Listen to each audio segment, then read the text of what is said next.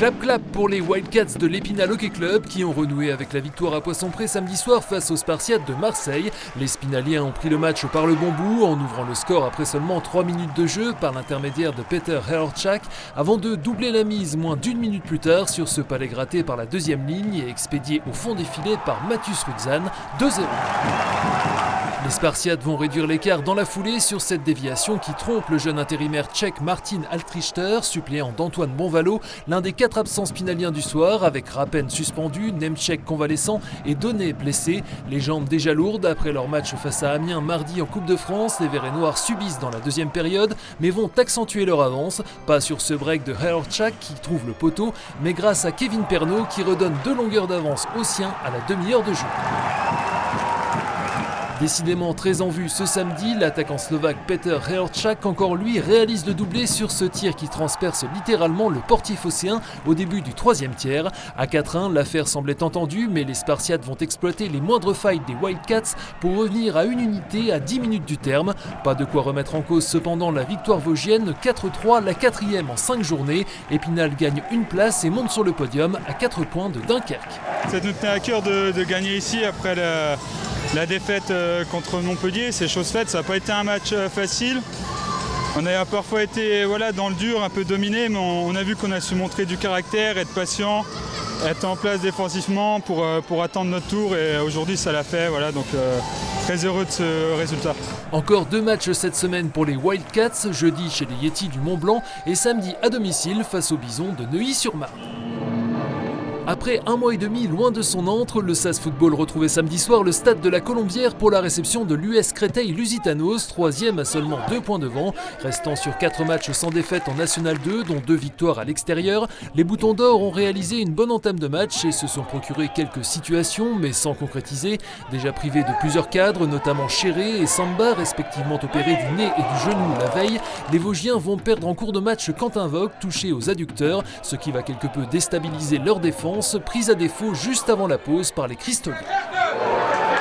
1-0 et l'on en restera là malgré quelques occasions en seconde période dont cette frappe déviée d'Arthur Vallon. Fin de série pour le SAS qui retombe à la 8e place avec un match de plus. Créteil et l'ancien spinalien Ibrahim Assek, relégué de National, s'emparent de la première place. Sur une erreur de concentration, de flottement, on se fait punir et puis en deuxième mi-temps on a essayé de pousser, ils ont reculé, on a manqué de percussion qu'on avait aussi habituellement, de les faire un petit peu plus souffrir défensivement, mais les joueurs ont tout tenté et tout, on a essayé, on n'a pas été récompensé, c'est dommage. Je pense que c'était un match plutôt compliqué, puisqu'on est dans la même situation.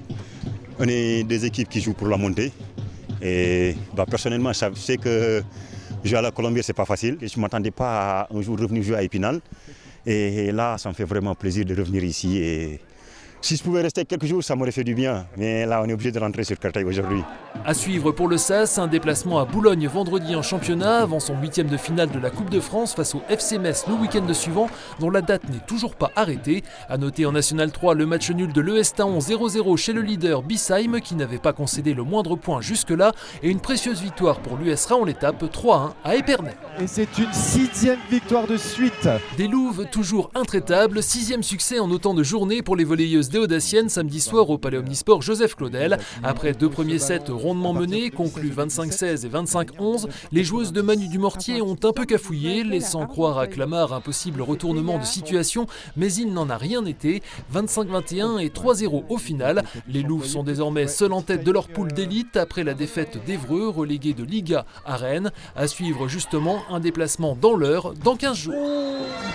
Toujours en élite du côté des garçons du SAS, en revanche, l'embellie aura été de courte durée. Après avoir décroché leur première victoire de la saison le week-end dernier chez la Lanterne Rouge Chalon-sur-Saône, les jaunes et bleus n'ont pas réussi à enchaîner ce samedi soir à domicile face à Cesson-Saint-Brieuc.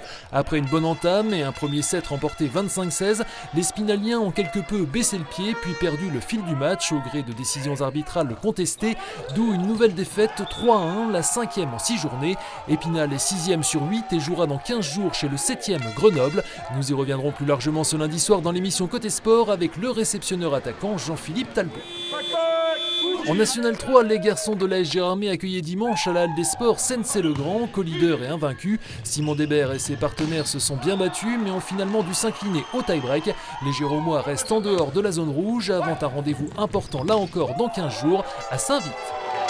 Eux n'ont pas manqué le coche ce samedi soir. Opposés à la lanterne rouge de leur groupe et promus Markolsheim, les handballeurs spinaliens ont empoché de précieux points dans l'optique du maintien. Bien aidés par un gardien en feu, Thibaut Jean, 24 arrêts au final, sans leur meilleur buteur Mathias Muard blessé, mais porté en attaque par Pierre-Jean Bedon, Paul Huel et Michael Mercanton, 20 buts à eux 3. Les joueurs de Francis Mattioni ont signé leur deuxième victoire de la saison 28-25 et s'écartent de la zone de relégation. Suite samedi à Maison-Alfort. Enfin, ce week-end, il y avait également du trail avec la première édition de celui du Forfelet, du nom des habitants de Corcieux. Une épreuve organisée en mémoire de Louis Cobessy, ancien président de la section locale d'athlétisme et patron des gendarmes de la commune, disparu en juillet 2021, et qui proposait un format unique, 16 km pour 500 mètres de dénivelé positif sur les hauteurs de Corcieux, La Houssière et Anould. Une course taillée sur mesure pour le local Kevin Amado de l'Athletic Club de la Haute-Meurthe, ici à l'image, qui a bouclé le tout en à peine plus d'une heure devant Robin Ousmane et Émilien Lejeune. Victoire chez les femmes d'une autre sociétaire de l'ACHM, Gina Lalevé. Prochain rendez-vous dès cette fin de semaine à Chantraine pour le Trail des Brosses. Suite ce lundi soir dans l'émission Côté Sport avec le nouveau gardien du SAS Football et international comorien Salim Ben Boina, le réceptionneur attaquant canadien du SAS Volley donc Jean-Philippe Talbot et Francis Verdun de Vosges Matin, première diffusion à 19h.